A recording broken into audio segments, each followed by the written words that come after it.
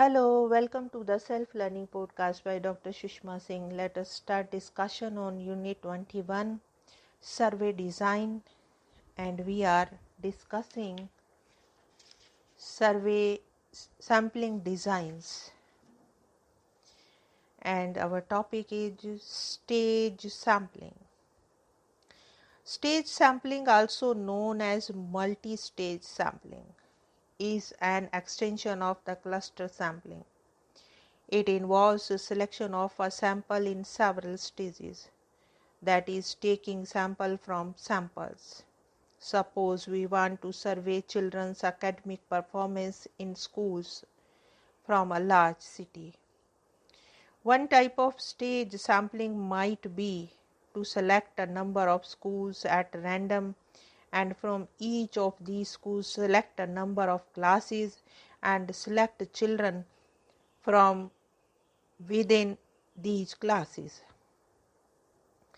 Another type of stage sampling could be to select one school in terms of either the geographic region of the school in the community or city, or in terms of type of school, public, private, aided, private, unaided, etc., and take their sample random sampling, systematic sampling, or stratified sampling, or even mixture of all these. Now let us discuss non-probability sampling procedures. The first one is accidental or convenience sampling. This is also called man on the street survey, and it involves choosing the individual or cases that are readily available on the street, at the marketplace, at a school, or at a cinema, theatre, etc., until the required sample size is obtained. This kind of survey can produce ineffective, highly unrepresentative samples and is not recommended. When a researcher haphazardly selects a sample that is convenient, he can easily get a sample that seriously misrepresents the population. Such samples are cheap and quick, although biases and errors are there in plenty. An example of this kind of survey is the kind of interviews television programs conduct on the street. The second one is quota sampling. Quota sampling has often been described as the non-probability equivalent of stratified sampling. In quota sampling, the researcher divides the population into subgroups or categories such as men and women, reserved caste and non-reserved caste, arts and commerce, younger and older, etc.,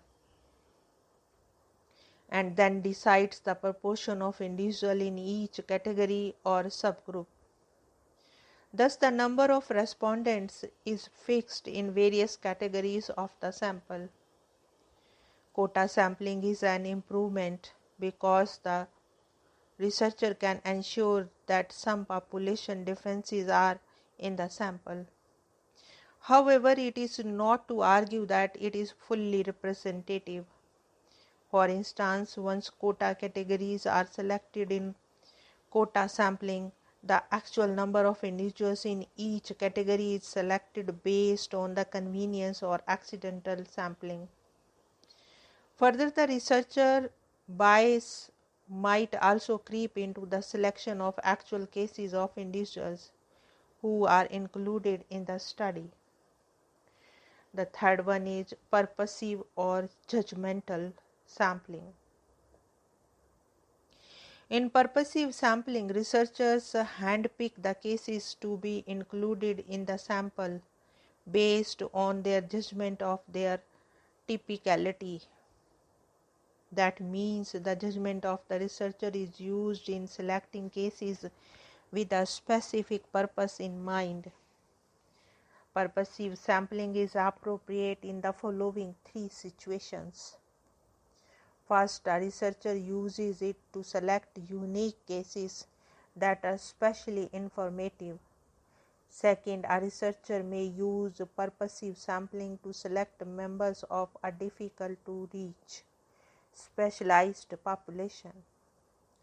Third, the purposive sampling is preferred when a researcher wants to identify particular types of cases for in-depth investigation. The fourth one is dimensional sampling. This is a further refinement of quota sampling. It involves identifying various factors of interest in a population and obtaining at least one respondent of every combination of those factors. The next is snowball sampling.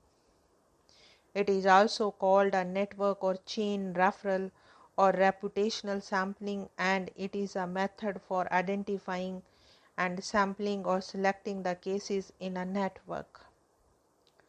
Snowball sampling is based on an analogy to a snowball, which begins small but becomes large as it rolls on wet snow and picks up the additional snow. Friendship networks are the most important sources of this kind of sampling. Further, professional association, chat groups, etc. may also provide basis for such sampling. Now let us next point sample size. A question often asked is of the size of the sample. How large should it be? The best answer could be it depends. That means there is no clear-cut answer to this question. However, the literature on survey sampling does give a general advice to prospective survey researchers. For some people, a simple sample of 30 is the bare minimum if the researcher plans to some form of statistical analysis of the data. However, the size of the sample depends on the plans of researcher and how accurate the sample has to be for his purposes, and on population characteristics. It may be stated here that a large sample alone does not guarantee a representative sample. Further, when we increase the sample size, we increase costs. Larger samples mean increased costs. A researcher may keep in mind all these considerations while judging the size of the sample.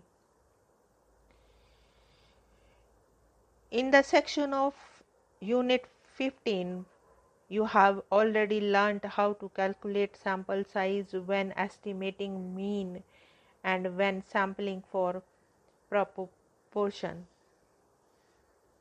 Now let us conclude the unit.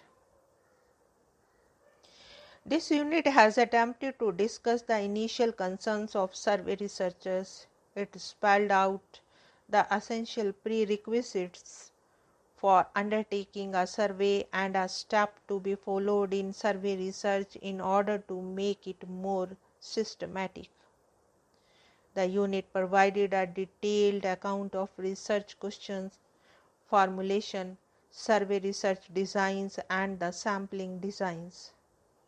Thus, it tried to equip the student with the basic terms and concepts and the process with suitable examples.